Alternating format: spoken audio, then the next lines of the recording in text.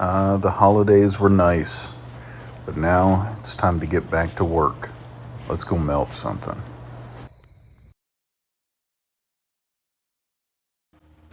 So about a year ago, I got my hands on some authentic Star Wars memorabilia from the Mandalorian show. One of the pieces I was able to get was one of the full-size Beskar bars. But at the time, I didn't have a casting flask large enough for it. And so it just kind of sat in a corner in the shop, and I'd never gotten around to actually making it. So while I was waiting for some metal to melt for a class that I was doing, I decided to break it out and get it into the mold. I had purchased this larger flask for projects just like this. When you're doing projects like this, it's always a good idea to make sure that your flask is roughly around the same size as what you're trying to pour. Obviously, if it's too small, it's not going to fit in the flask to begin with. But also, if it's too large, then you end up using a lot more sand than what you really need to for the project, and it becomes an issue of weight and then trying to fill the flask with the right amount of sand. Now, at first, this may not seem like a big deal, but considering I'm running this video right now at 10 times speed, you can see that it does become time-consuming very quickly. Additionally, I don't normally include filming of things like failed molds and different castings that I do. One, I don't think that you would really be entertained by watching something like that, and they happen a lot more often than you might think. That being said, I really do believe that it's important that you see just how long this process takes, as the mold creation process really is the hardest part of this entire operation.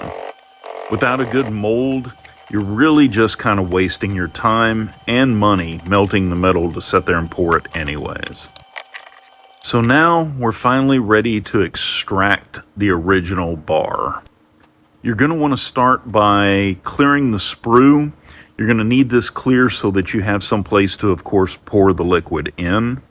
This doesn't have to be a real big opening, but you do want it large enough that the metal won't freeze inside of it and prevent the metal from going down into the mold itself. One thing to keep in mind is that a lot of times you are going to break out the sides on this. If you're doing something that has an angle to it, this isn't really a problem, as the original is probably just going to slide on out. But for others, you'll just need to sit there and clean it up in post-production. Another thing to keep in mind is to use something to brace your sand. As you're moving this around, the sand will fall out of the casting flask. So having that material there to brace it is a good idea. This will also prevent the liquid metal from pushing the two sides of the flask apart. Okay, I'm going to shut up for a second and let you enjoy the pour. Towards the back of the hole.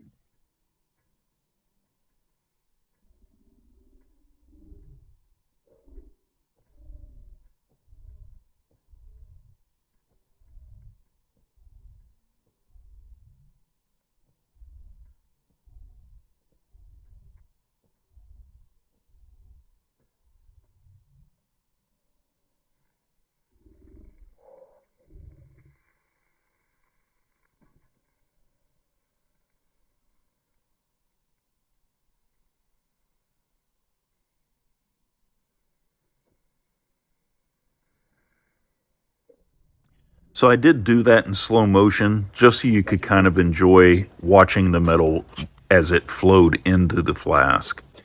Now, this was a little bit of a larger pour and took about twice as much as I would normally pour into an ingot mold. Oh, and just an FYI, the old guy in the picture, yeah, that's me. All right, let's get that thing out of there. I know this should go without saying, but you need protective gloves for this.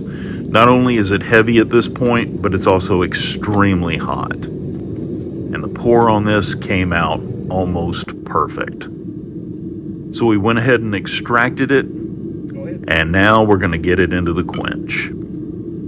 Something to keep in mind is that if you actually need your aluminum to be at its strongest, let it cool naturally and don't do the quench. Unlike other metals, especially steel, this doesn't do anything to strengthen it.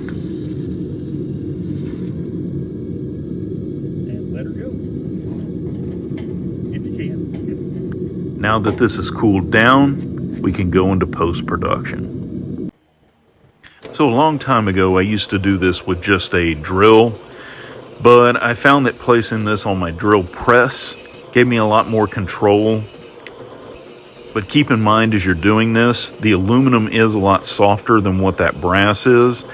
So if you get too heavy-handed with it whenever you're cleaning this up, you can sit there and lose some detail as you're going through and cleaning this up.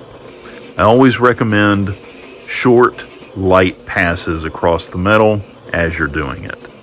This is especially important whenever you might have a thinner piece whose details are very thin.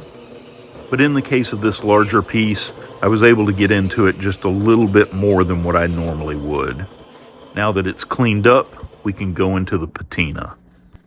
Now I know there are products on the market where you can wipe it down or otherwise apply it to the metal and it will give it a patina. But I've found that just taking a Sharpie, filling in all the details, and then going ahead and doing a light sanding on it works just as well. I've been doing most of my coins like this for years, and I've never even had to reapply the patina. In the case of this piece, the biggest part was just being able to get down into those details. In some places, I would have to hold the marker in place and really let the fluid sink down into it. Now that that's done, we can go ahead and scrub off the extra. I do this with just a wet piece of old sandpaper. I don't really want to do too much sanding to it. I just want to knock the high points off. This leaves the blackening in all of the deeper details, and the piece comes out real nice this way.